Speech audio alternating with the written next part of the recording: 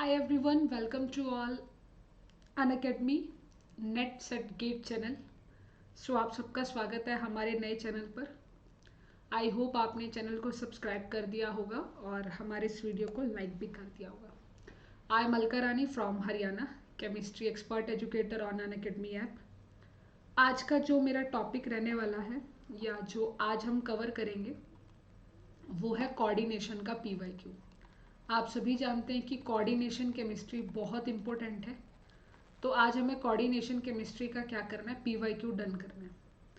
PYQ कहाँ का करेंगे? पहले हम करेंगे गेट का प्रीवियस ईयर। जब हम गेट का प्रीवियस ईयर कर लेंगे उसके बाद हम स्टार्ट करेंगे CSIR नेट का प्रीवियस ईयर। तो चलिए स्टार्ट करते हैं सबसे पहले गेट का PYQ। तो ये है हमारे गेट के प्रीवियस ईयर क्वेश्चन 2011 से, और ये लास्ट 2024 तक हम इसमें डन करने वाले हैं, 2024 तक। आई होप आपको अच्छे से विजिबल होंगे ये क्वेश्चन हमारे। तो सबसे जो पहला क्वेश्चन आप देख सकते हैं यहाँ पे, फर्स्ट क्वेश्चन अगर आप देखो तो क्वेश्चन नंबर 28 से हम अपनी कहानी को शुरू करेंगे। इसमें कहा गया है in the iso electronic series VO4 3 negative, CrO4 2 negative, MnO4 negative, all member have intense charge transfer. Intense लिखा है इन्होंने। द इनकरेक्ट स्टेटमेंट आपको बतानी है आपको इनकरेक्ट बतानी है, करेक्ट नहीं बतानी है। अब अगर मैं देखूँ तो मेरे पास ये जितने भी हैं यहाँ पे वेनेडियम, क्रोमियम, मैग्नीज और इनके अलावा ऑक्सीजन। आप सभी जानते हैं कि जो ऑक्सीजन होता है वो एक पाई डोनर होता है। ऑक्सीजन एक पाई डोनर लिगेंड है और ये आपके मेटल्स हैं। तो पाई डोनर क्या करता है? पाई डोनर करता है ligand to metal charge transfer, यानी यहाँ पर क्या होने वाला है, ligand to metal charge transfer. अब ligand to metal charge transfer की अगर हम बात करें तो लिगेंड कौन है आपका? ऑक्सीजन, मतलब O2 नेगेटिव, और आपका जो मेटल्स हैं वो कौन है? जो भी यहाँ पे वेनेडियम है, क्रोमियम है, मैग्नीज। तो लिगेंड से मेटल की तरफ आप चार्ज ट्रांसफर कर रहे हो। ठीक है, ये पहला इस क्वेश्चन का की कंसेप्ट है कि there is a ligand metal charge transfer. अब इनमें ऑप्शंस को पढ़ेंगे और करेक्ट आंसर जानेंगे, नहीं इनकरेक्ट जानना हमें। The charge transfer are attributed to the excitation of electron from the ligand sigma to metal electron। कि ligand sigma से आप metal electron दे रहे हो, ligand sigma से दे रहे हो या ligand के पाई से दे रहे हो? क्योंकि अगर आप sigma से देते so this is the sigma donor, अभी आप पाई से देंगे so this is the ligand पाई। तो ये ligand sigma to metal आ गया।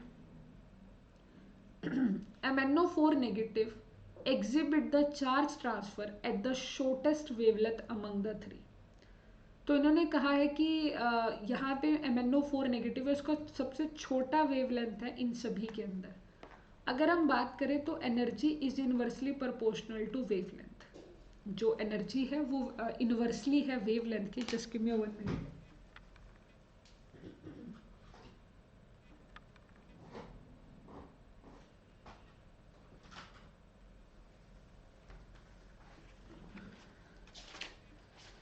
जी, जो आपके पास चार्ज ट्रांसफर में हमने क्या कहा कि हमारे पास जो एनर्जी है वो इनवर्सली है वेवलेंथ के। ठीक है, एनर्जी आपकी इनवर्सली है वेवलेंथ के। अब मैं अगर यहाँ पे बात करूँ तो मेरे पास एनर्जी का ऑर्डर मुझे पता करना है कि एनर्जी किसकी किसकी ज़्यादा किसकी कम।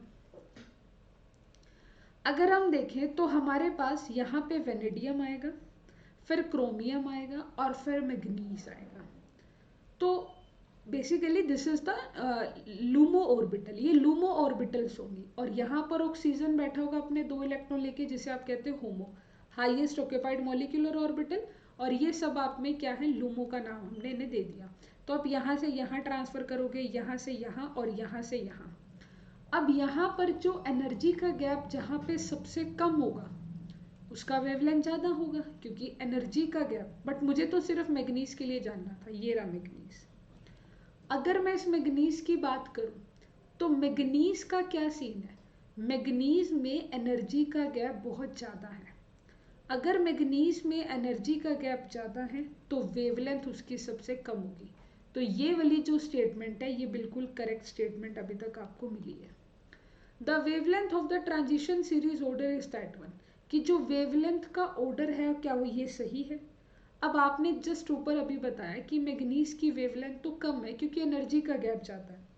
तो अगर हम बात करें इधर आपका एनर्जी का गैप ज़्यादा होगा या कम होगा, अब इसके अंदर ना ये दोनों आपस में कॉन्ट्राडिक्शन कर रही हैं। तो यानी कि आप इस कंसेप्ट को थोड़ा सा और मैं आपको बताती हूँ कि आप इस कंसेप्ट को कैसे करेंगे। अब दोबारा से सोचो कि एनर्जी का खेल है, सारे के सारे क्वेश्चन में एनर्जी का खेल है, ठीक है। तो हमें क्या देखना है, हमें देखना है कि जो आपका वेनेडियम हो गया, आपका क्रोमियम हो गया या आपका मैग्नीज हो गया, मुझे इनकी एनर्जीज के ही रिलेटेड डील करनी है ना। मेरे पास वेनेडियम है, क्रोमियम है और मेरे पास मैग्नीज है। अब इन तीनों में अगर मैं एनर्जी की बात करूं तो जब मैं लेफ्ट टू राइट जाती हूँ तो एनर्जी का गैप इंक्रीज नहीं डिक्रीज होता है। सबसे पहली बात तो यहाँ पर आपका जो एनर्जी का गैप है वो क्या करता है, डिक्रीज करता है। जब आप इधर से इधर जाते तो एनर्जी का गैप डिक्रीज कर गया। डिक्रीज करने का मतलब क्या हुआ कि यहाँ पर सबसे ऊपर वेनेडियम होगा, फिर क्रोमियम होगा, फिर मैग्नीज होगा, ऑर्डर ये रहेगा और ऑक्सीजन यहाँ पर होगा। अगर मैं ऐसा करती हूँ तो मेरे पास क्या है कि ये ऑक्सीजन है या यहाँ पर इसने दिया तो एनर्जी इसकी बहुत कम है मैग्नीज वाली की, तो इसकी वेवलेंथ सबसे ज़्यादा होगी। मैग्नीज की वेवलेंथ शॉर्टेस्ट नहीं, मैग्नीज की वेवलेंथ लार्जेस्ट होगी। और यहाँ पर भी ये बात एक्सप्लेन कर दी गई है जो आपका ये वाला एग्जाम्पल है कि the wavelength of the transition series increases in that. तो ये वाली स्टेटमेंट बिल्कुल करेक्ट है और अब फाइनल में ये वाली स्टेटमेंट इनकरेक्ट हो गई। तो याद रखना कि जब आप लेफ्ट टू राइट जाते हो तो एनर्जी डिक्रीज करती है। The charge on the metal nucleus increase in the order, आपको इनका सभी का चार्जेस निकालने, ऑक्सीडेशन स्टेट निकाल लीजिए, 4 2 8 और आई थिंक इसका जो ऑक्सीडेशन स्टेट आएगा वो कितना आएगा, 4 2 8, 8 में से 3 5, 4 2 8 plus 6, 4 2 8 plus 7। The charge on the metal is increases in the order, देखो +5 के बाद +6, +6 के बाद +7। तो यहाँ पर जो चार्जेस हैं, जो न्यूक्लियर के ऊपर जो चार्ज है +5 फिर +6 फिर +7, जो चार्जेस है वो बढ़ता जा रहा है। तो ये वाला जो स्टेटमेंट है ये भी आपका बिल्कुल करेक्ट स्टेटमेंट है, this is also absolutely correct statement. अब यहाँ तक अभी मुझे बी आंसर अपना कंफर्म लग रहा है। एक बार ऊपर वाला ऑप्शन दोबारा देखते हैं। The charge transfer transition are attributed to excitation of electron from the ligand sigma to metal electron. अब देखो इन्होंने वैसे दे तो नहीं रखा, मल्टी सेलेक्टिव तो नहीं है, ये एक ही आंसर होगा इसके अंदर करेक्ट, मतलब जो इनकरेक्ट है वो बी ही आएगा क्योंकि मैग्नीज की शॉर्टेस्ट नहीं, मैग्नीज की लार्जेस्ट वेवलेंथ होती है क्योंकि एनर्जी का गैप कम है। अगर एनर्जी का गैप वहाँ पे कम है तो वेवलेंथ आपकी ज़्यादा होंगी। तो इसका आंसर बी आना चाहिए, ना कि ए भी नहीं आएगा, सी भी नहीं आएगा, डी भी नहीं आएगा, B is the right option. तो ये है हमारा फर्स्ट क्वेश्चन। इसके नीचे ही दूसरा क्वेश्चन दे रखा है वो भी कर लेते हैं।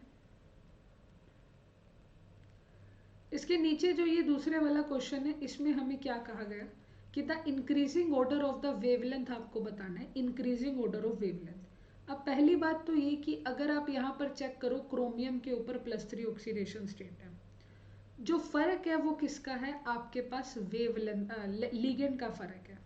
आपको पता होना चाहिए जो डेलो होता है वो डायरेक्टली प्रोपोर्शनल होता है जितना ज़्यादा स्ट्रॉन्ग लिगेंड होगा, जितना ज़्यादा स्ट्रॉन्ग लिगेंड होगा उतना ज़्यादा आपका डेलो होगा। डेलो किसका ज़्यादा होगा, जितना ज़्यादा स्ट्रॉन्ग लिगेंड उतना ज़्यादा डेलो होगा। अब यहाँ पर आप ऐसा कह सकते हो कि सबसे ज़्यादा जो स्ट्रॉन्ग लिगेंड है वो कौन होता है, आपका साइनाइड। डेलो यानी एनर्जी ज़्यादा, और यहाँ पे क्वेश्चन पूछा गया था वेवलेंथ का। अगेन वही concept, energy is inversely proportional to wavelength. तो जिसका एनर्जी ज़्यादा होगा उसका वेवलेंथ सबसे कम। तो साइनाइड का एनर्जी ज़्यादा है तो इसका वेवलेंथ सबसे कम, यानी फोर्थ वाला सबसे लास्ट में होगा, तो ये ऑप्शन नहीं है। उसके बाद साइनाइड के बाद अगर आप यहाँ देखो तो क्लोरीन जो है ना आपका वो सबसे वीक फील्ड का लिगेंड होता है, this is the WFL, weak field ligand. अगर ये वीक फील्ड है तो इसका जो डेलो होगा वो बहुत कम होगा, और अगर इसका डेलो बहुत कम है तो इसका जो वेवलेंथ होगा वो ज़्यादा होगा। सेकेंड वाला सबसे आगे रहेगा, ये सेकेंड है। वैसे भी आप अपने लिगेंड का स्ट्रेंथ लगा सकते थे कि साइनाइड सबसे आगे होता है, देन आपका अमोनिया होता है, अमोनिया के बाद आपका वाटर होता है और वाटर के बाद आपका क्लोरीन। तो अगर मुझे इसका आंसर लिखना होगा, ये तो एनर्जी का ट्रेंड है, सबसे ज़्यादा साइनाइड की एनर्जी है, और अगर वेवलेंथ का ट्रेंड लिखना होगा तो इसको उल्टा करना पड़ेगा। तो यहाँ पे जो करेक्ट ऑप्शन है वो सी ऑप्शन आपका बिल्कुल करेक्ट है। तो सी ऑप्शन आपका करेक्ट है, और एक ही कंसेप्ट है एनर्जी एंड वेवलेंथ का अभी तक। तो अब ये 2011 के क्वेश्चंस को देख लेते हैं। इन्होंने कहा है कि the crystal field stabilization energy for that case, आपको इसके लिए क्रिस्टल फील्ड स्टेबलाइजेशन एनर्जी निकालना है। मैं इसमें अगर स्लाइड्स का यूज़ कर लूँ तो थोड़ा इजी होगा, पर मेरे को डाटा भी देखना पड़ेगा। डाटा क्या है, या फिर ऐसा कर लेते हैं ना, इससे लिख लेते हैं, इसको यूज़ कर लेते हैं, फिर ज़्यादा दिक्कत नहीं आएगी।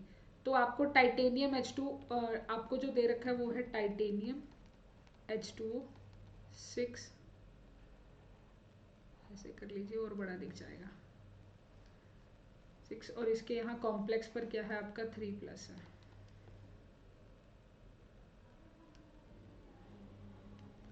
ठीक है, अब मुझे क्या कहा गया, ओहो कुछ गड़बड़ हो गया लगता है, नीचे का सारा सिस्टम ही गायब हो गया कहीं। चलो इतना ही आता है, इतना मैं ऐसे ही करा दूँ आपको, इसका मैं वो निकालना शुरू कर दूँ ना, डेलो वगैरह, इतना ये रिफ्रेश होता है।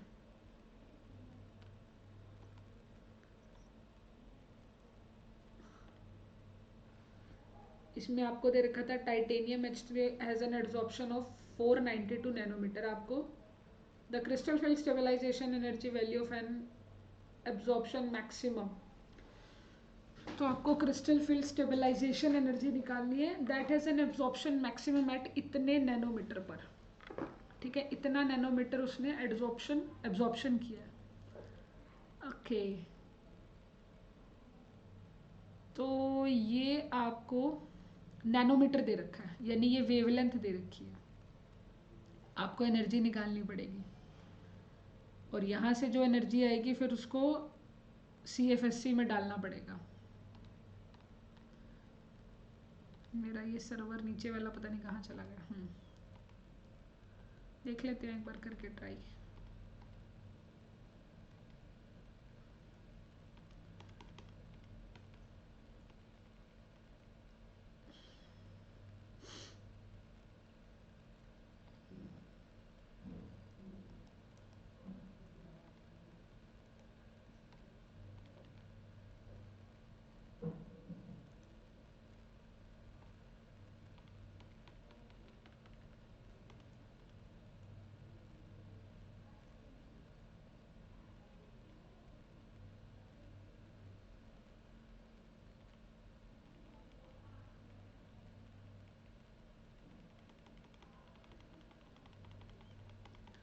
किसी भी सिस्टम को ओपन नहीं कर रहा है ये।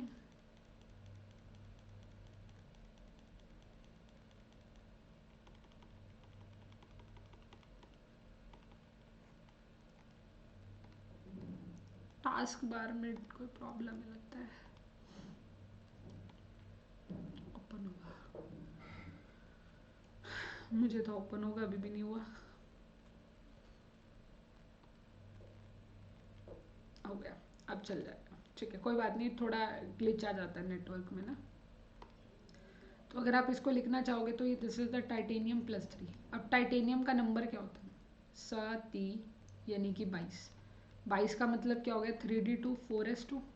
यहाँ से आपने टाइटेनियम +3 की बात करी है, यानी कि इलेक्ट्रॉन को रिमूव कर दिया, 3 इलेक्ट्रॉन को रिमूव कर दिया, तो देर इज अ 3d1। अब 3d1 आपके पास बन गया। 3d1 को आप कैसे लिखेंगे, क्योंकि this is the octahedral complex, तो यहाँ पर एक इलेक्ट्रॉन आ गया। ठीक है 3d1 इलेक्ट्रॉन में यहाँ पर ऑक्टाहेड्रल एक इलेक्ट्रॉन आ गया। आपको पता है कि एक इलेक्ट्रॉन के लिए वैल्यू कितनी होती है, यहाँ पे माइनस का कितना आ जाएगा 0.4 होता है, यानी कि आपके पास अगर मेरे को CFSC लिखना होगा तो CFSC माइनस के 0.4 डेलो आंसर आएगा। अभी तक तो ये आया, बट क्वेश्चन में हमें क्या दे रखा है, क्वेश्चन में तो 492 नैनोमीटर एब्जॉर्प्शन मैक्सिमम दे रखा है, कि इतनी वेवलेंथ पर एब्जॉर्प्शन मैक्सिमम है। अब अगर आप देखो तो इट्स अ वेवलेंथ, और मुझे चाहिए एनर्जी, E = h म्यू होता है। यहाँ पर इसने सिर्फ वेवलेंथ दे रखा है, यानी कि is equal to H C by lambda, और वो भी नैनोमीटर में। तो एनर्जी निकालनी पड़ेगी, उसी से डेलो आएगा, और वो डेलो फिर यहाँ पुट करना पड़ेगा। तो करके देखना पड़ेगा क्वेश्चन को। 6.6 into 10 to the power minus के 34, 3 इंटू 10 टू द पावर 8, और वेवलेंथ कितनी दे रखी है 492 नैनोमीटर, यानी 492 into 10 to the power minus के 9। अब इस कहानी को सॉल्व करते हैं तो एनर्जी देखते हैं कितनी आती है। मेरे को कराना पड़ेगा, मैं आपको ऐसे भी बता सकती हूँ कि आप ऐसा ऐसा कर लो, पर बाद में फिर वही दिक्कत आती है, आप जब खुद करने बैठते हो तो आपसे कुछ भी नहीं होता। तो बेहतर यही है कि मैं खुद ही सॉल्व कर लूँ। 0.040, यहाँ पे क्या है 0.040, ठीक है 0.040 इतना लिख लीजिए, और इंटू में 10 टू द पावर कर दीजिए, कितना है माइनस के 34 प्लस का 8 और प्लस का 9, 17 आ जाएगा, माइनस के 17। और ये डील किस में करनी है, सेंटीमीटर इनवर्स में तो वैसे डील करनी है, फिर तो यहाँ पे और भी 7 आएगा, फिर यहाँ पे और 7 आएगा, क्योंकि सेंटीमीटर में डील करनी है तो 7, यानी अगेन 34 माइनस प्लस 8 प्लस 7, 19, ये आ गया 19 के नियर अबाउट। अब इतनी एनर्जी आई है, अब इस एनर्जी को यहाँ पुट करेंगे, इसको मल्टीप्लाई अगर करते हैं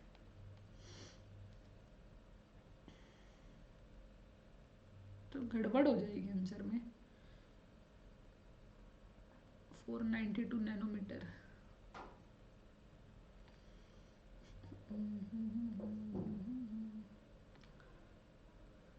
कोई ऑप्शन भी मैच नहीं कर रहा है, और अगर हम डायरेक्ट भी करते हैं तब भी नहीं आएगा इसका answer. Maximum at a 492 nanometre, तो ये तो वेवलेंथ ही दे रखी है ना हमें, 492 नैनोमीटर तो वेवलेंथ होगी।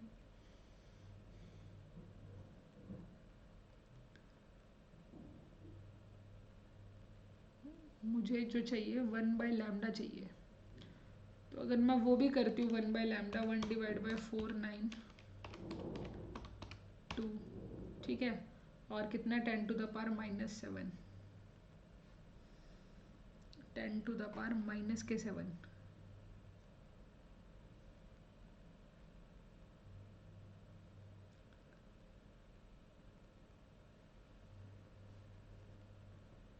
प्लस के 7 हो जाएगा, वो 2 2 4 2 6 और 1, और अब इसको मल्टीप्लाई कर दो 0.4 से, तो मेरा आ रहा है आंसर ये, हाँ ठीक है आ गया आंसर। एक्चुअली मैंने इसको ऐसे किया ना, आप इसको ऐसे करो, और भी टाइटेनियम है, H2O है, 6 है, 3 प्लस है, तो आपके पास टाइटेनियम का नंबर होता है 22, यानी कि 3D2 और 4S2। अब मेरे को क्या चाहिए, टाइटेनियम प्लस 3, जो कि आ गया 3D1। D1 के लिए 1 2 3 आप ऐसा कुछ करेंगे, एक इलेक्ट्रॉन। आपको पता है कि यहाँ पर वैल्यू कितनी होती है, माइनस के 0.4 डेलो, और एक ही इलेक्ट्रॉन है, तो अगर आपको CFSE निकालना होगा तो आप लिखेंगे 1 इंटू माइनस के 0.4 डेलो। इसे सॉल्व करोगे तो आएगा माइनस के 0.4 डेलो, ये माइनस के 0.4 डेलो आ गया। अब डेलो निकालना था, तो आपको वेवलेंथ दे रखी है कितना 492 नैनोमीटर, बट मुझे चाहिए डेलो, जो डेलो चाहिए सेंटीमीटर इनवर्स में चाहिए, तो पहले से चेंज कर लेते हैं। 492 into 10 to the power minus के 7 सेंटीमीटर, ये आ गया मेरा लैम्डा। अब मुझे क्या डील करनी है इसको 1/λ, क्योंकि मुझे डेलो निकालना है, तो डेलो को मैं लिख सकती हूँ यहाँ पे सीधा 1/λ, यानी 1/492 into 10 to the power minus के 7। जब इसे सॉल्व करेंगे तो आंसर कितना आएगा, मैं आपको बता देती हूँ। 1/492 एंड मल्टीप्लाई 2 2 4 2 6 और 1 7, तो आंसर आ जाएगा 20325.20, 20 325। हाँ, और हमें निकालना क्या था, हमें निकालना था CFSE, जो कि माइनस के 0.4 डेलो के बराबर है, तो आ गया माइनस के 0.4, और डेलो कितना आ जाएगा 20325.20, इसे मल्टीप्लाई कर देते हैं 0.4 से, तो आपका आंसर आ जाएगा 8130.08। 8130.08। हाँ, एक्यूरेट आंसर मैच करेगा आपका डी ऑप्शन से, एकदम एक्यूरेट आंसर मैच करेगा डी ऑप्शन से। ठीक है, नेक्स्ट आता है next question number 5। The complex that exist as a pair of enantiomer. इनमें से कौन सा जो कॉम्प्लेक्स है वो पेयर बना रहा है एनेंशियोमर्स का। एनेंशियोमर्स आपको पता होगा ऑप्टिकल एक्टिव होते हैं जो, या फिर आप कह लीजिए जो ऑप्टिकल, अब मैं इसमें भी अगर बताऊं तो ट्रांस कभी भी नहीं बना सकता क्योंकि ट्रांस ऑप्टिकल इनएक्टिव होता है। ट्रांस आपका ऑप्टिकली इनएक्टिव होता है तो वो तो कभी भी नहीं बनाएगा। सिस बना सकता है, मैं आपको ड्रॉ करके दिखाती हूँ। सिस मैं आपको ड्रॉ करके दिखाती हूँ। तो मेरे पास है सिस है और कोबाल्ट है, NH3 है, 4 क्लोरीन 2 और प्लस है। तो आप इसको ऐसा बना सकते हैं, देखिए आपने लिखा कोबाल्ट, क्योंकि ये एक ऑक्टा है तो यहाँ पर भी आपने लिखा कोबाल्ट।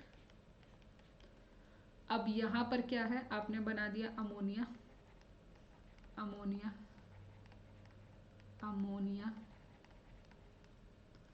क्लोरीन यहाँ, क्लोरीन यहाँ।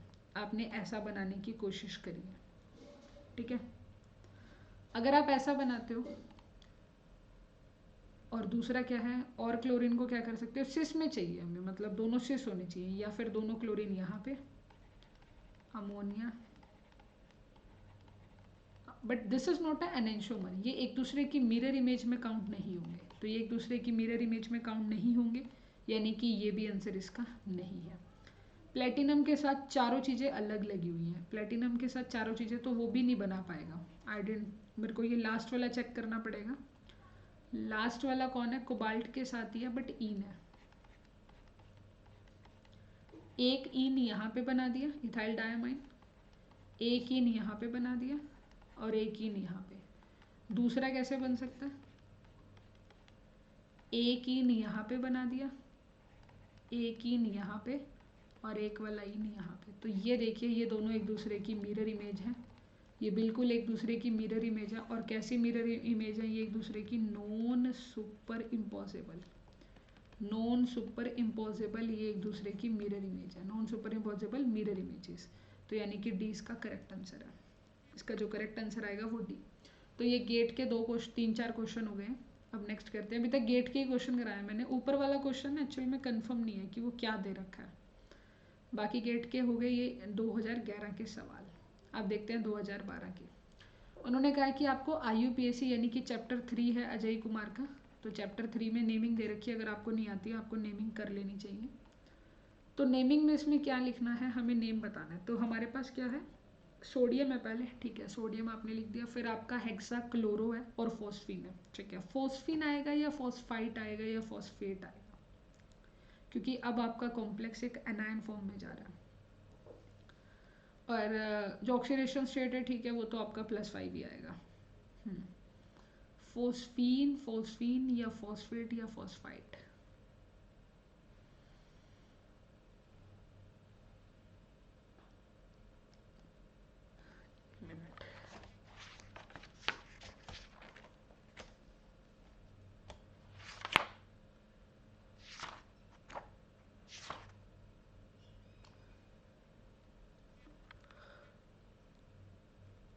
फोस्फाइट, फोस्फेट, फोस्फेट तो नहीं आना चाहिए, पर 8 ही आता है ज़्यादातर। जब ये एनायन बनता है ना, तो कॉम्प्लेक्स में जब आप इसे एनायन बनाते हो तो 8 ग्रुप लगता है। तो बी आंसर आना चाहिए इसका। फिर भी एक बार हम कंफर्म कर लेंगे इसको। नेक्स्ट आता है डेलो का, आपको इंक्रीजिंग ऑर्डर लिखना है। You just right the Delo increasing order, आपको उसका इंक्रीजिंग ऑर्डर बताना है। तो सबसे ज़्यादा तो कार्बोनिल होता है, नो डाउट कार्बोनिल सबसे आगे रहेगा। आयोडीन नहीं आता है आगे, ठीक है, आयोडीन तो आपका हैलोजन है, वो तो पीछे जाएगा, सबसे आखिरी में आयोडीन जाएगा। ठीक है, CH3 और PR3, CH3 नेगेटिव आगे आता है डेलो या PR3 का आगे आता है, एक बार इसको भी कंफर्म कर लेते हैं।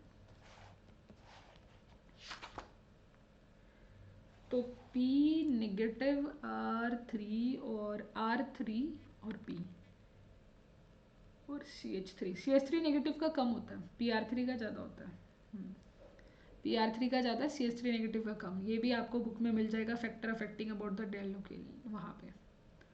फिर आता है एंथैल्पी ऑफ हाइड्रेशन। आप बताइए, आपको पता है कि अगर आप एंथैल्पी ऑफ हाइड्रेशन बनाते हैं तो ग्राफ ऐसे बनता है, यहाँ पे कैल्शियम होता है, यहाँ मैग्नीज, यहाँ पे जिंक होता है। सबका जीरो ही है बट फिर भी इंक्रीजिंग में जिंक का होता है, फिर मैग्नीज का, फिर कैल्शियम का, तो डी आंसर आएगा।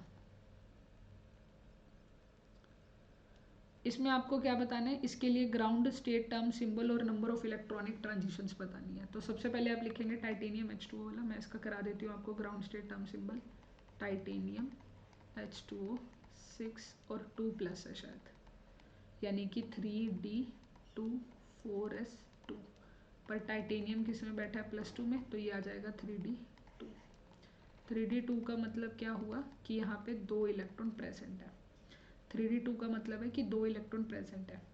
अब 2 इलेक्ट्रॉन प्रेजेंट है, इसको कैसे लिखेंगे, यहाँ पे आपका minus minus plus plus plus और ये माइनस और एक प्लस।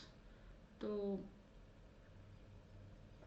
इसमें तो वैसे भी आप चाहे माइनस माइनस भी ले लो तब भी प्लस ही आएगा, तो प्लस आएगा, प्लस के लिए आप इस्तेमाल करेंगे। और ये जो इलेक्ट्रॉन डाले हैं ये आपने किस में डाले हैं, ई वाले में या टी वाले में। टी में डाले हैं तो कैपिटल टी आएगा।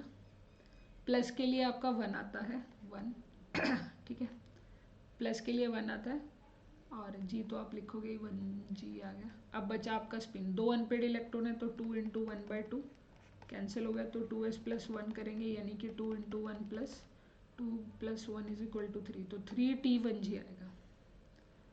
यहाँ पे कितना आएगा, 3T1G। मैं एक चीज़ और बता दूँ आपको,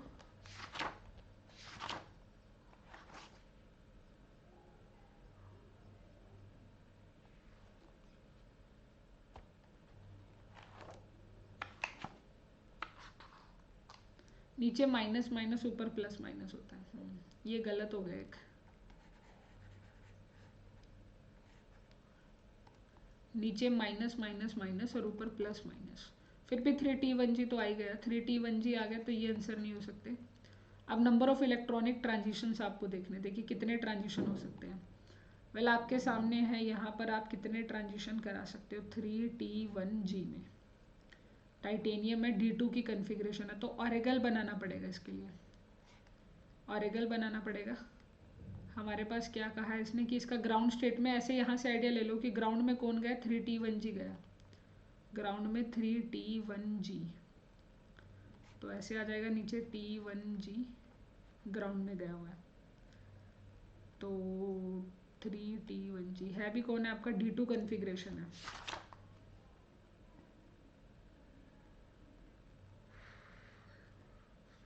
T1G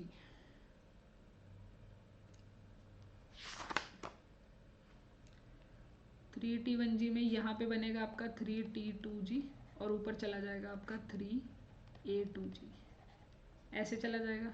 और क्योंकि अगर हम D2 की बात कर रहे हैं और इसमें आपका F ऑर्बिटल भी आएगा, तो ये आ गया आपका 3 P ऑर्बिटल भी बनेगा, 3P ऑर्बिटल, तो इसका भी T जाएगा।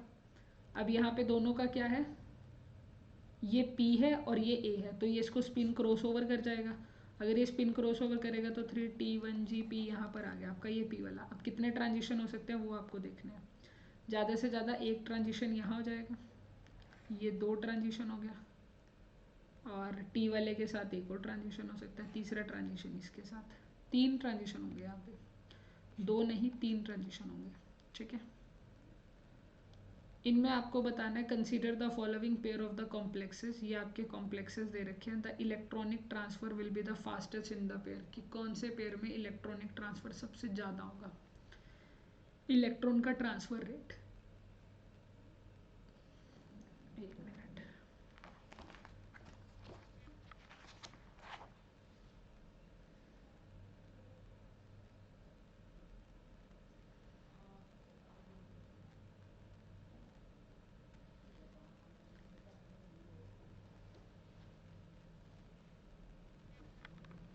हलाइड का जितना ज़्यादा साइज होता है ना, उतना ज़्यादा रेट ऑफ इलेक्ट्रॉन ट्रांसफर होता है।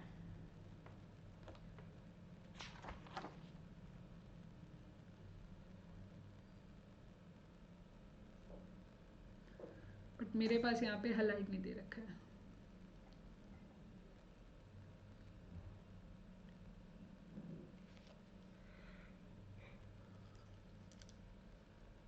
हाँ, एक में हलाइड है, इसमें हलाइड है।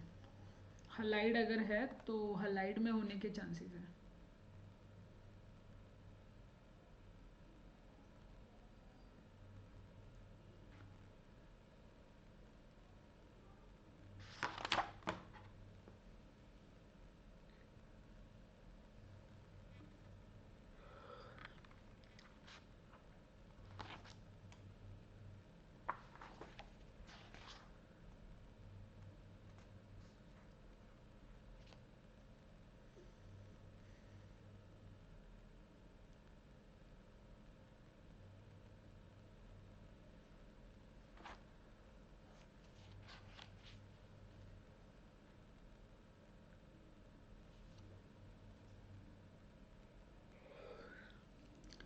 कोबाल्ट NH3 6+ है और एक आपका कोबाल्ट NH3 2 नहीं है, बट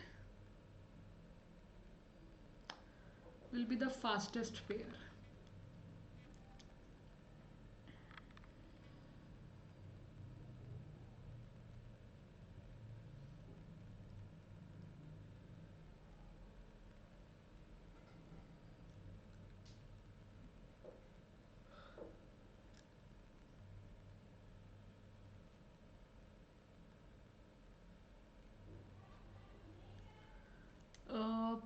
इसमें ना एक चीज और है, consider the following will be the fastest pair. अब ये सारे इसने कोबाल्ट एंड क्रोमियम ले रखे हैं।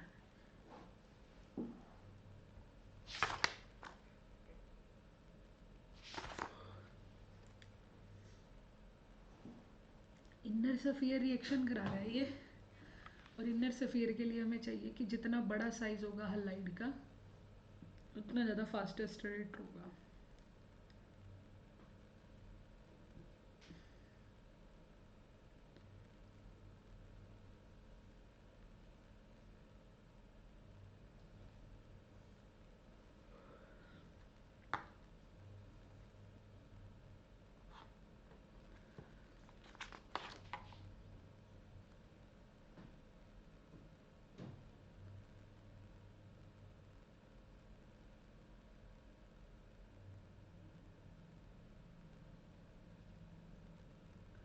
ब्रिजिंग बनाना ज़रूरी है, बट इसमें ब्रिज कहाँ बन रहा है?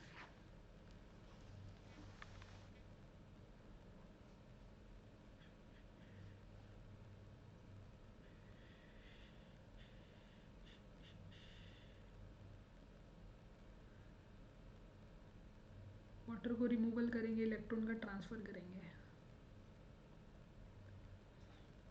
सारा का सारा हलाइड पे डिपेंड कर रहा है ना, कि जिसका जितना बड़ा हलाइड होगा, जिसमें साइज ऑफ हलाइड ज़्यादा होगा। तो एक तो मिल गया मुझे आयोडीन, जिसमें साइज ऑफ हलाइड ज़्यादा होगा वो फास्टर रेट करेगा, आयोडीन वाला।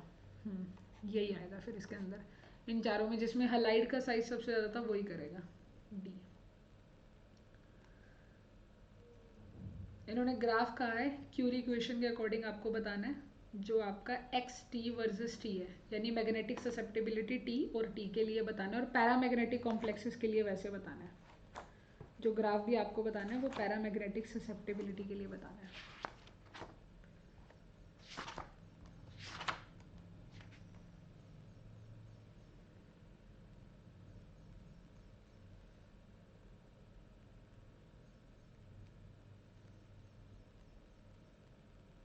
क्यूरी के लिए पैरामैग्नेटिक, जाई टी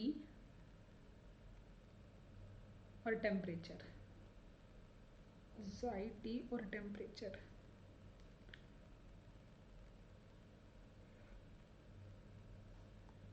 जनरली आपका जो जाई होता है वो इन्वर्सली होता है टेम्परेचर के, बट आपको ग्राफ ही जाई टी के साथ बनाना है।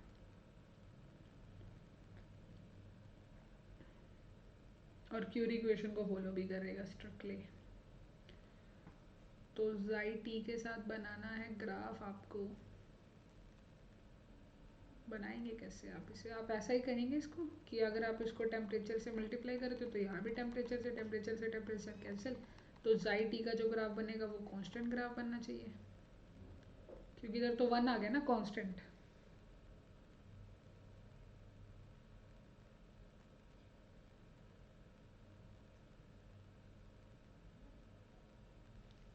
कांस्टेंट 1 आ गया।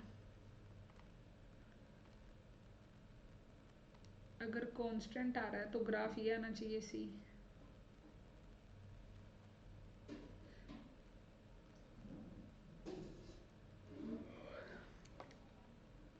डाउन द ग्राफ बनता है सिर्फ जाई और टी का। इंक्रीजिंग तो नहीं बनेगा।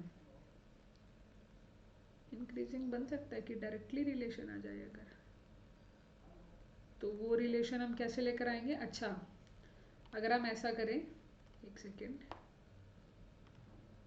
कि हमारे पास होता है जाई is inversely proportional to temperature. हमने इसको लिख दिया कि हमने टेम्परेचर से मल्टीप्लाई कर दिया, इज इक्वल टू के और 1/t और एक टी हो रहा है। ठीक है, अभी जो ग्राफ बनाना है वो आपका, इसको आप y एक्सिस कहेंगे, इसको आप x एक्सिस कहेंगे, and this is your slope. तो y is equal to M X हो गया। y एक्सिस पे ये मिल रहा है, x एक्सिस पे ये, और स्लोप में आपको मिल रहा है k/d। तो बन सकता है स्ट्रेट ये वाला ग्राफ, फिर ये वाला बन सकता है d वाला, कि जाई टी और t का स्ट्रेट ग्राफ बन सकता है। इनवर्सली का तो नहीं बन पाएगा, a और b तो नहीं बन पाएगा, और कांस्टेंट भी नहीं हो पाएगा पैरामैग्नेटिक के अंदर। d आएगा इसका आंसर।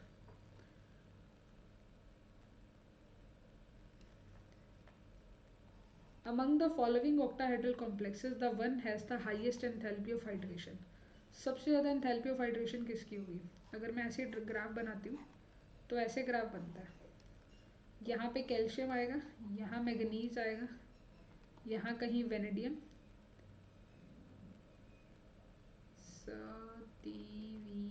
कर ये नीचे आएगा, ये डाउन में जाएगा। वेनेडियम का सबसे ज़्यादा हाइड्रेशन होगा। जो मैग्नीज Cr3O4 नेगेटिव है, ये नॉर्मल स्पाइनल है, ये कैसा है। तो आप क्या लिखेंगे, आप लिखेंगे ऐसे कि आपके पास क्या है, मैग्नीज Cr3O4। तो आपने इसको Cr3O4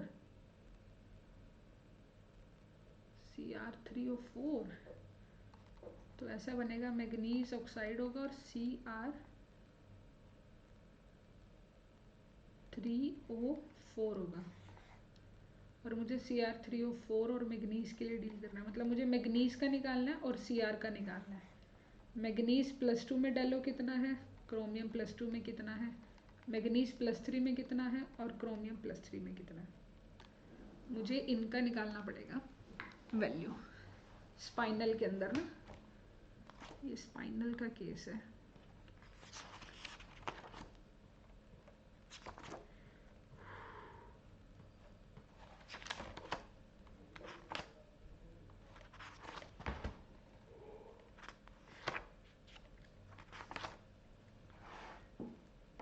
मैग्नीज +2 का अगर हम देखते हैं, क्योंकि लिगेंड तो ऑक्सीजन ही रहता है, मैग्नीज +2 का वैल्यू आता है 0।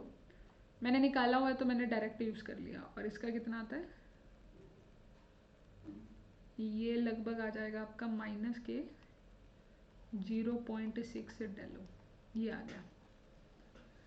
ठीक है, अब इसके बाद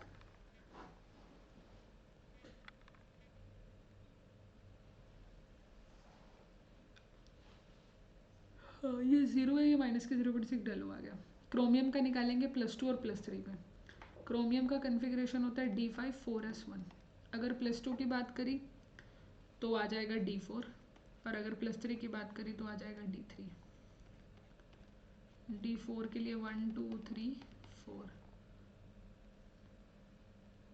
ये आ जाएगा 8, 3 × 0.4,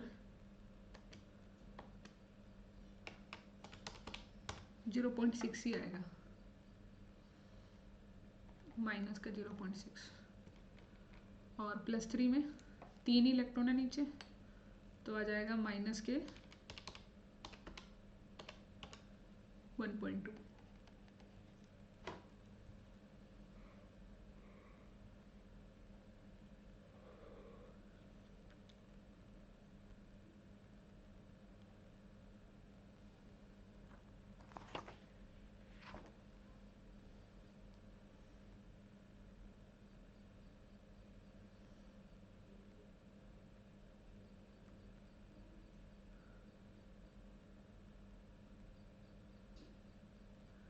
+3 में ऑक्टेट किसका ज़्यादा है? +3 वाला ज़्यादा किसका है? ये +3 का ज़्यादा है, क्रोमियम वाला।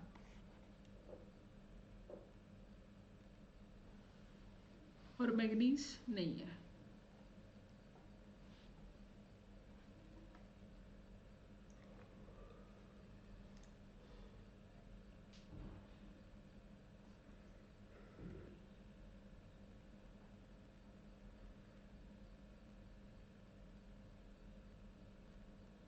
आपके पास एक मैग्नीज होगा और एक क्रोमियम होगा। क्रोमियम ज़्यादा 2 होंगे, +3 इसी का ज़्यादा, तो ये नॉर्मल स्पाइनल में आएगा। This is the normal spinal, inverse नहीं नॉर्मल। और कितने DQ with the total CFSC? Total CFSC ये तो DQ में निकाल दिया ना इसने अपना आंसर।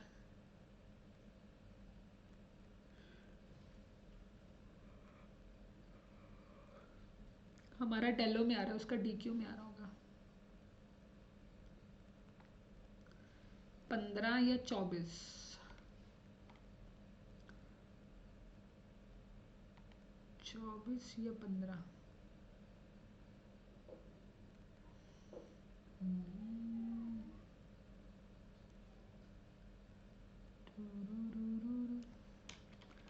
सिक्स प्लस 24 आएगा। 24 DQ आएगा, माइनस के 24 DQ।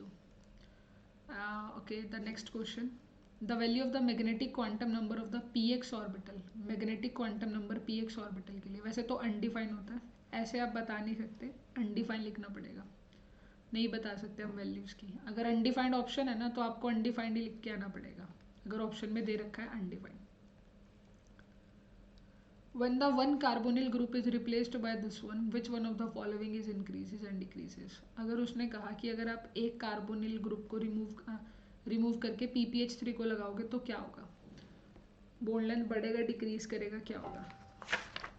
अब मुझे पता है कि जो कार्बोनिल है वो आपका स्ट्रॉन्ग फील्ड लिगेंड है और ये इसके कंपैरिजन में तो वीक फील्ड ही है, तो उससे होगा क्या?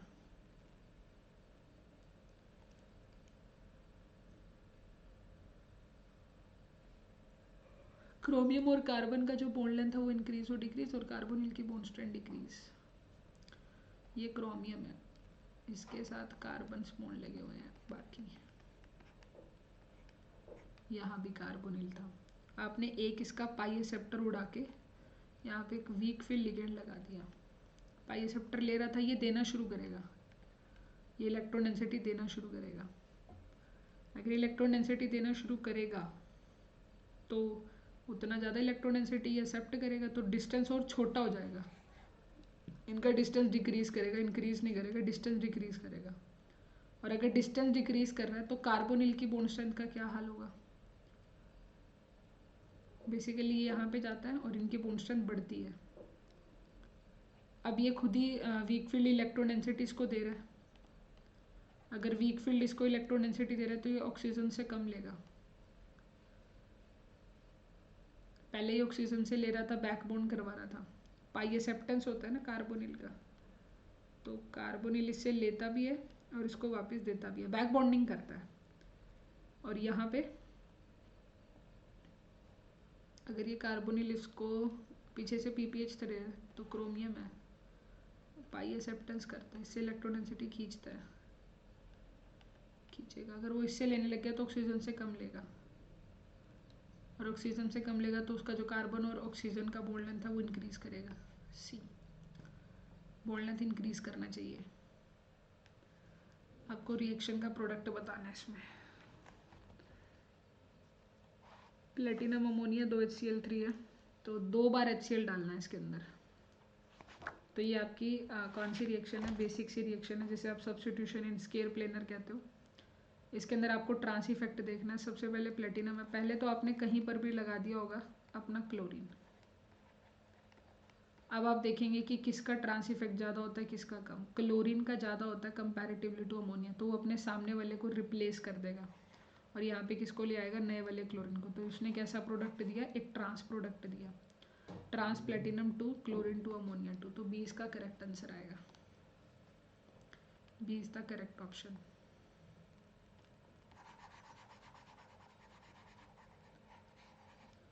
नेक्स्ट देख लेते हैं।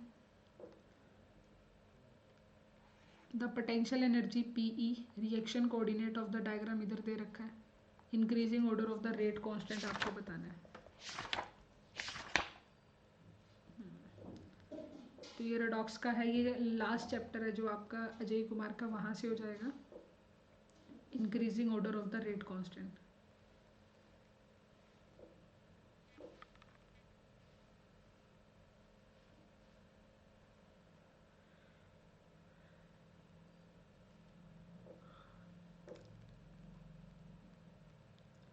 क्रॉस रिएक्शंस है ये हमारी, मार्कस इक्वेशन।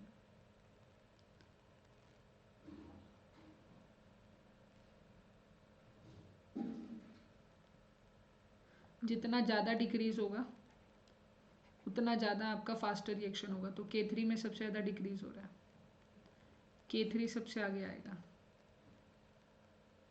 K3 के बाद कौन आएगा?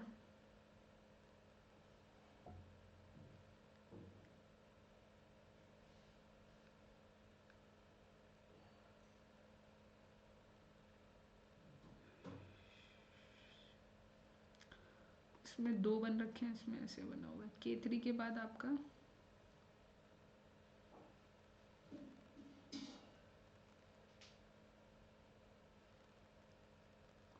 जितना ज़्यादा डिक्रीज होगा ना फ्री एनर्जी में, उतना ज़्यादा आपका रेट कांस्टेंट बढ़ेगा।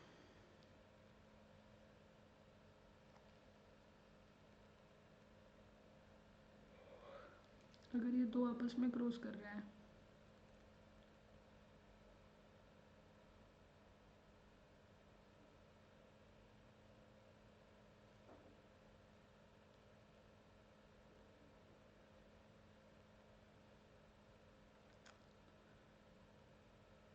इसमें भी डेल्टा जी बढ़ेगा, K2 आएगा, देन K1 आएगा।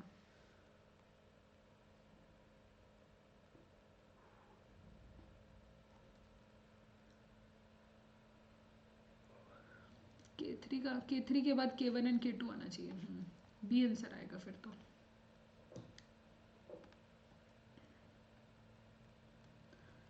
When the one carbonyl group is replaced by the PPH3, अभी जस्ट हमने किया ये क्वेश्चन, ये रिपीट क्वेश्चन है, अभी जस्ट हमने देखा ये क्वेश्चन गेट 2015 में। अच्छा, दो बार इसने डाल दिया गलती से। तो बोन लेंथ आपकी डिक्रीज करेगी और वो वाली बोन लेंथ इंक्रीज करेगी। The magnitude of the difference in the crystal field stabilization energy in the DELO by the pairing of energy this one। इनके बीच में डेलो को इग्नोर द पेयरिंग एनर्जी, इनका वैल्यू निकालना। ओके, FeH2 और FeCN है, तो कर देते हैं इस क्वेश्चन को।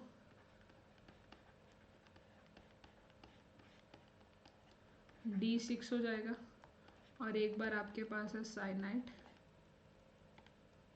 4 है, यहाँ पर भी Fe+2 है, यहाँ पर भी Fe+2 है, यानी कि ये भी D6 है, वो भी D6 है। फ़र्क सिर्फ इतना है कि एक आपका पेयर बनाएगा, एक पेयर नहीं बनाएगा। इसमें सारे पेयर बन जाएंगे। तो इसका आंसर कितना आएगा डेलो का? 6 हो गया ना, 2.4 माइनस के 2.4, और यहाँ पे कितना बनेंगे? माइनस के 0.4। तो इन दोनों का डिफरेंस लिखना था, मैग्नीट्यूड डिफरेंस, सिर्फ मैग्नीट्यूड का डिफरेंस। तो 2.4 में से 0.4 गया, 2.0, सीधा 2.0। जो डिफरेंस है डेलो का 2.0 है।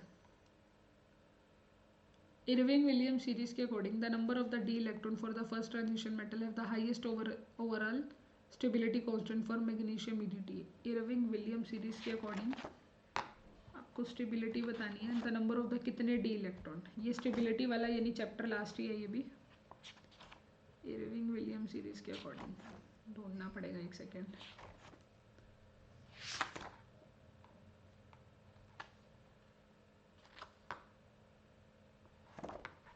हाँ, ये रहा स्टेबिलिटी वाला टॉपिक ना।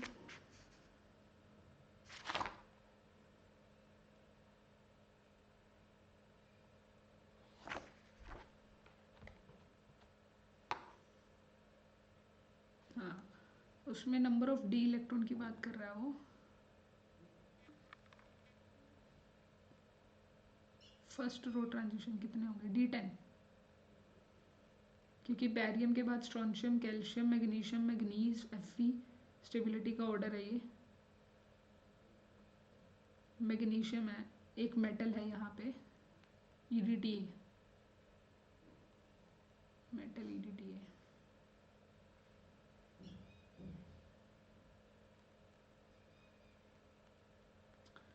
मेटल के साथ EDTA और मेटल पे +2 आएगा तो number of D electron zinc ही आएगा। इरविल-विंगियम सीरीज के अकॉर्डिंग तो जिंक आएगा, जिंक का +2, और जिंक +2 का मतलब होता है D10 इलेक्ट्रॉन।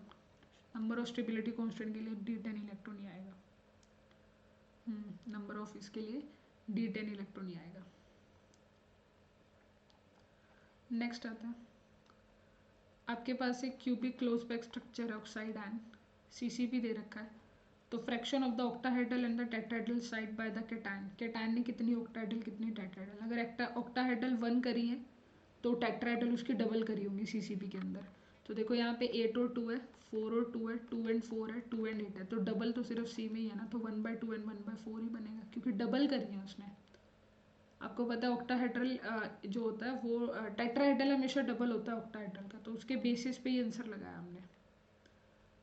तो यहाँ तक के एक बार सभी क्वेश्चन को हम वेरीफाई कर लेते हैं, ठीक है। एक बार अपने गेट के ये सभी क्वेश्चन को वेरीफाई कर लेते हैं, कितने सही कितने गलत। जो जो गलत होंगे तो उनको भी एक बार क्रॉस चेक करेंगे।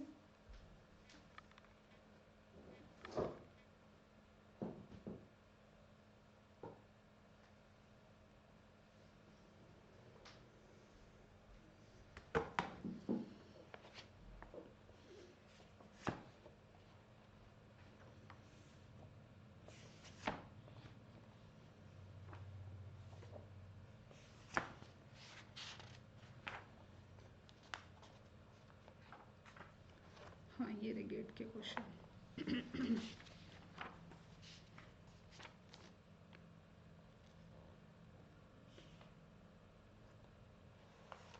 सबसे पहला जो क्वेश्चन था वो वेनेडियम की सीरीज वाला था। तो वेनेडियम की सीरीज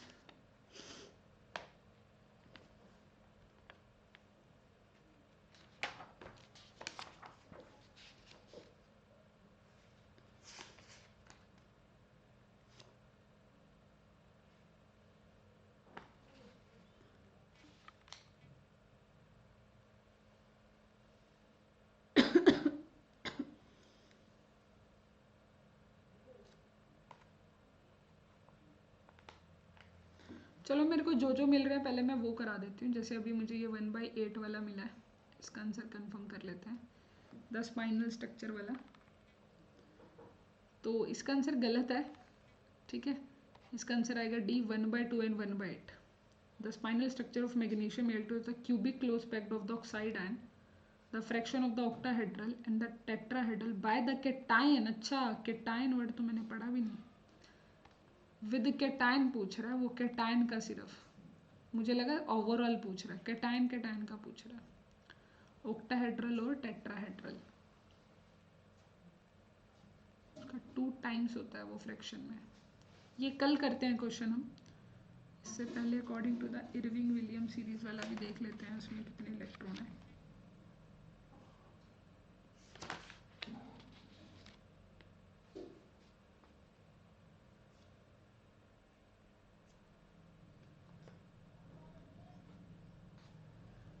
एक ये वाला भी गलत हुआ है हमारा, ये वाला शायद option K2 K1 K3, K2 K1 K3 ये सबसे कम आएगा। उल्टा बोल दिया, जितना डिप में जाएगा, जितना ज़्यादा डिप में जाएगा उतना बेकार वो आपका वो करेगा, रेट कॉन्स्टेंट उतना कम होगा जितना डिप में जाएगा, तो ये सबसे कम आएगा। फिर उसके बाद ये, और K2 सबसे ज़्यादा आएगा। वैसे इसके पीछे का रीज़न कोई और है, इसके पीछे का कारण स्पिन क्रॉस रिएक्शंस में कुछ और आता है। तो कोई बात नहीं, जो जो क्वेश्चन पे अभी डाउट है इन पे कल डिस्कस करेंगे। अभी तक हमने 2 क्वेश्चन देखे हैं, जिस जिस क्वेश्चन पे हमारा डाउट रहेगा वो हम कल डिस्कस कर लेंगे। एक और है अभी, ये भी देख लेते हैं। ये ठीक है हमारा 15, ये वाला ठीक है, ये ठीक है, ये भी ठीक है। ठीक है, और इससे पहले वाला भी। अभी ये रह गया मैग्नीट्यूड वाला, ये वाला पेंडिंग है अभी। आई थिंक ये ठीक है 13, ये ठीक है, ये वाला भी करेक्ट है, एकदम करेक्ट है। मैग्नेटिक मोमेंट वाला देख लेते हैं अगर मिलता है।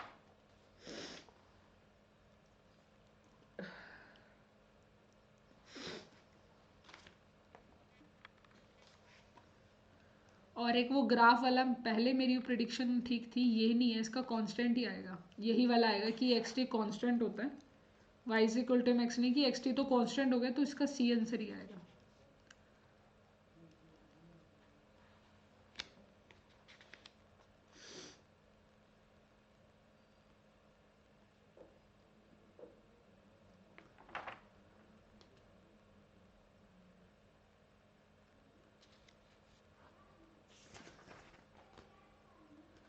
एट वन वाला ठीक है हमारा, जो हमने आंसर निकाला था ये वाला, ये ठीक है।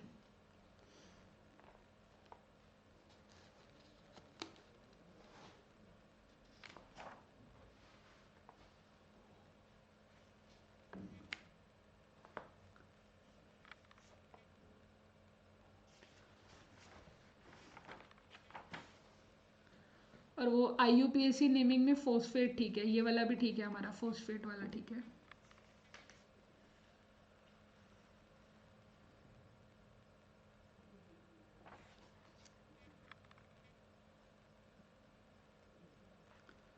और सीरीज वाला भी ठीक है, ये भी ठीक है सीरीज वाला भी।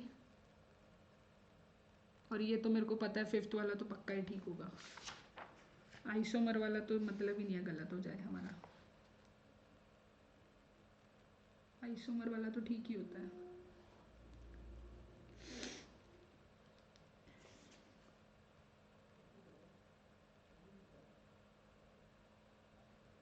मेरे को एक स्पाइनल वाला मिल जाए ना, वो बड़ा अलग सा क्वेश्चन आ रखा है स्पाइनल वाला। हाँ ये मैग्नीज वाला भी है, बट ये एनर्जी का ऑर्डर दे रखा है।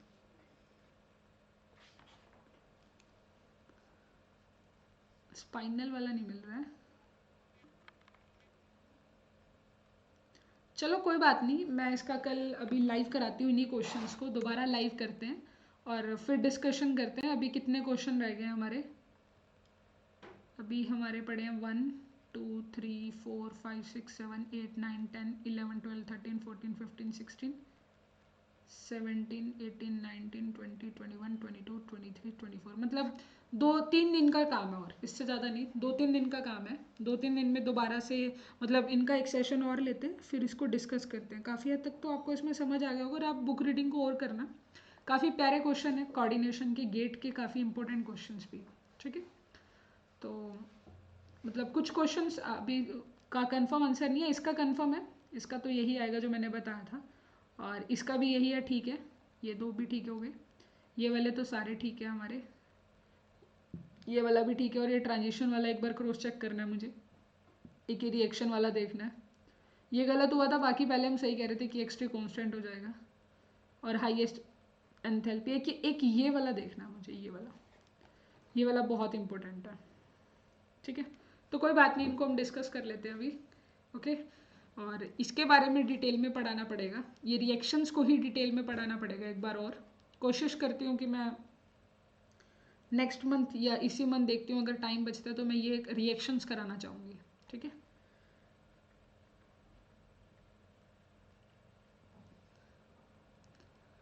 बाकी अभी आप जा सकते हैं। Bye bye, take care, thank you so much.